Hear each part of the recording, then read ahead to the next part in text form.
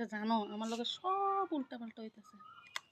কিটা জানো না, তোমরা তো জানো সকালে ঘুম থেকে উঠে মাছ টাছ নিয়ে এসি তরকারি রান্না করবে। চা টিফিন খাই আর মাছটি যখন ধুইছি তখন আর মাছ রান্না করতে ইচ্ছা করতেছে না। কেটে জানো না, মাছ রান্না খাইতে ইচ্ছা করে না। একলা মানুষ রান্না করেও বা কিতা করুন, কেটা খাইব মাছটি। তুই আর মাছ রান্না করলাম তো মনে মনে করে ডিম রান্না করলাম, কারণ ডিম আমার খাইতে খুব ভালো লাগে, খুব প্রিয়। আমার ফ্রিজে গিয়ে যাই দিতে ডিম অনেক। তো এরপর মনে মনে ভাবছি অফিসের থেকে আইতে সময় ডিম নিয়ে আমু। তো ডিম আমলেট করে এলাম আর পুঁইয়ের বিচির তরকারি আছে, এটা দিয়ে খাইলাম। ফ্রিজের বিচির তরকারি এটাও ফ্রিজে রাখতাম মনে নেই, এটাও নষ্ট হয়ে যায়।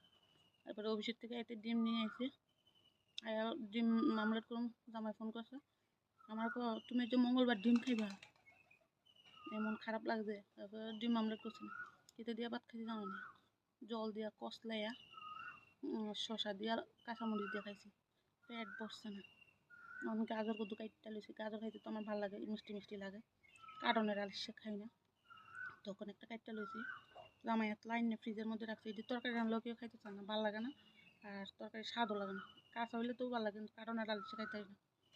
এরপর আরেকটা ঘটনা কিন্তু জানো, আজকে অফিসে যেতে সময় টাকাও নিতাম মনে নেই। এরপর আবার আমার বাড়ি রাস্তা গিয়ে মনে করছে তালা খুললো, টাকা লো। এবার তাই বন্ধুর থেকে 200 টাকা লো